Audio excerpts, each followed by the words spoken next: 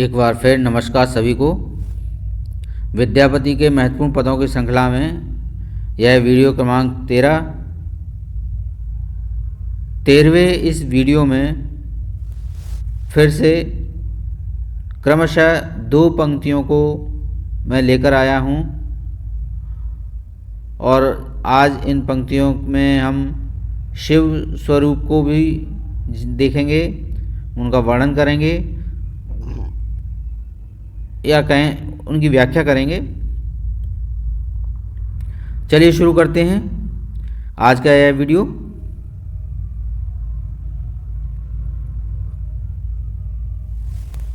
पाहुन आयल भवानी, बाघ छाल बिसये दे जानी आनी। बसये चढ़े बूढ़े आव, थुथुर गजाए भोजन हुन भावे। भसम विलेपित आंग, जटा बसदि सिर सुरसरि गाजे गांगे। जटा बसदि सिर सुरसरि गांगे। हाड़ माल फड़ माल शोभे, डमरू बजाव हर जुगतिक लोभे। विद्यापति कवि भाने, ओ नहीं बुढ़वा जगत किसाने। देखिए यहाँ पर जो शिव का वर्णन किया गया है उसे हम व्याख्या करेंगे। पाहुन आयल भवानी, तो यहाँ विद्यापति क्या कहते हैं कि हे भवानी, पाहुन आए हैं अर्थात अतिथि आए हैं। बाघ छाल बसई दे आनी, उनके बैठने के लिए बाघ की छाल बिछाइए लाकर दो जिस पर वे बैठ सकें। बसैल चढ़ल बूढ़ आवे, थुथुर गजाए भोजन हुन भावे। गजा यानी गांजा। तो आगे क्या कहते हैं कि बसहा बैल पर चढ़कर कुछ वृद्धजन आए हैं, उन्हें धतूरे और गांजे का भोजन भाता है। थुथुर गजाए भोजन हुन भावे, जो गांजा है धतूरा है उसका भोजन भाता है। भस्म विलेपित आंगे, जटा बसदि सिर सुरि गांगे, यानी कि वे क्या कहते हैं कि जो भस्म लगाए हुए उनके अंग हैं और उनकी जटाओं में सुरसरी, सुर के सुर यानी कि देवताओं के अधीन रहने वाली नदी, सरी यानी नदी अर्थात सुर सरी यानी कि गंगा की बात की गई यहाँ। जटा बसई सिर सुरई, यानी कि उनके सिर पर गंगा विराजमान है। हाड़ माल फड़ माल शोभे, डमरू बजावे हर जुगतिक लोभे। और आगे क्या कहते हैं कि उनके गले में हाड़ और माल यानी कि सांप, हाड़ और सांप यानी हड्डी और सर्प की माला शोभती है। और डमरू बजाए हर युवतिक लोभे, और वे युवती के लोभ से डमरू बजाते हैं। विद्यापति कवि भाने, ओ नहीं बुढ़वा जगत किसाने। आगे विद्यापति क्या कहते हैं, वे बूढ़े नहीं हैं, वे तो संसार को उपजाने के लिए यानी कि उत्पन्न करने वाले हैं। मुझे लगता है कि ये पंक्तियों में कहीं कोई दिक्कत नहीं होगी। चलिए हम आगे बढ़ें।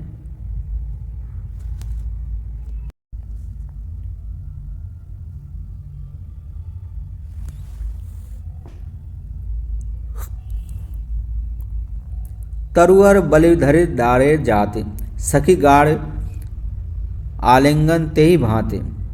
मजे नींदे निंदारुदि करो काह, सगरी रयन कानु केल चाह। मालती रस बिलसय भसर जान, तेहि भांति कर अधर पान। कानन फुले गेल कुंद फूल, मालती मधु मधुकर पय जूल। परिठ बई सरस कवि कंठहार, मधुसूदन राधा वन विहार। मधुसूदन राधा वन विहार। देखिए यहाँ पर राधा का वर्णन है, यानी कि राधा कृष्ण के जो वन विहार है उसका वर्णन है इन पंक्तियों में।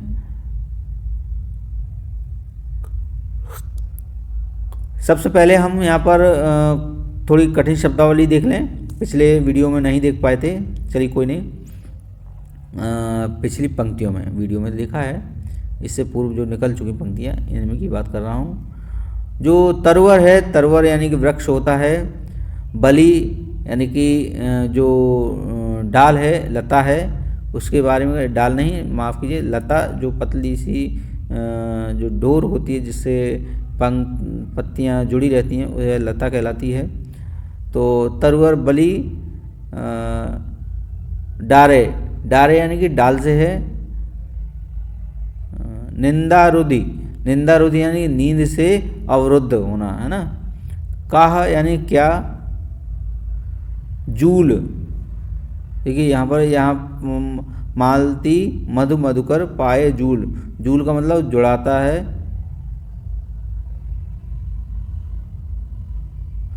परिठवई, परिठवई यानी कि प्रस्तुत करना। चलिए शुरू करते हैं हम, अब व्याख्या देख लेते हैं। तरुवर बल धरे डार जात, सखी गाड़ आलिंगन ते भांत, मजे नींदे निंदारूद करो काह, सगरी रयन कानू केल चाह। कानू यानी काना, यानी कि कृष्ण की बात हो रही है यहाँ पर।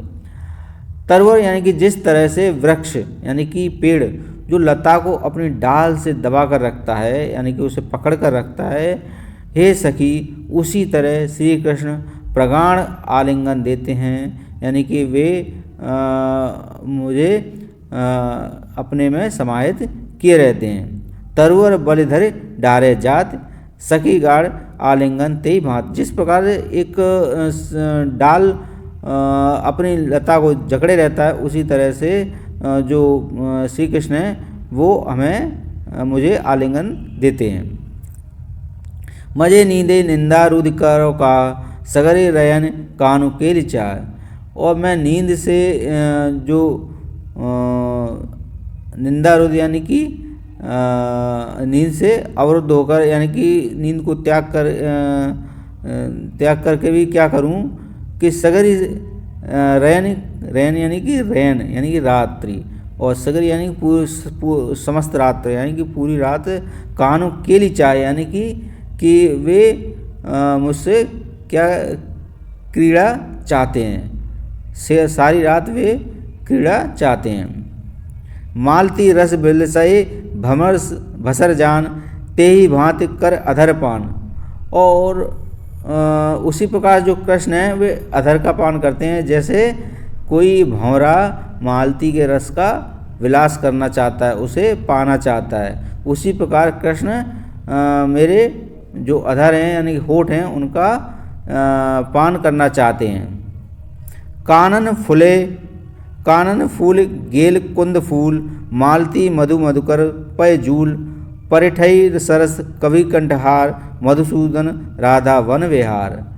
और आगे क्या कहते हैं कि जंगल में, यानी कानन यानी जंगल, जंगल में क्या है, कुंद का जो फूल है वह खिल गया है। कानन में यानी कि जो जंगल है वह, उसमें कुंद का जो फूल है वह खिल गया है, और मालती के जो होठ हैं या मालती के जो शहद यानी कि शहद से जो भौरा है वह जुड़ गया है। सरस कवि जो विद्यापति हैं वे राधा कृष्ण का वन विहार यहाँ पर प्रस्तुत कर रहे हैं, मधुसूदन राधा वन विहार। तो आज की इन्हीं पंक्तियों के साथ मैं यहाँ पर जो हमारे विद्यापति की पदावली की कुछ महत्वपूर्ण पंक्तियों की जो श्रृंखला थी उसे समाप्त करने जा रहा हूँ। यह वीडियो क्रमांक 13, जिसमें विद्यापति के महत्वपूर्ण पदों की जो अंतिम ये 2 पंक्तियों को शामिल किया गया। इसी के साथ जो विद्यापति की महत्वपूर्ण श्रृंखला है, पदों की श्रृंखला, उसे यहीं विराम देता हूँ। अगली वीडियो में हम किसी नए कवि और उनके पंक्तियों को पढ़ेंगे, उनकी व्याख्या को समझेंगे। चलिए तब तक के लिए नमस्कार।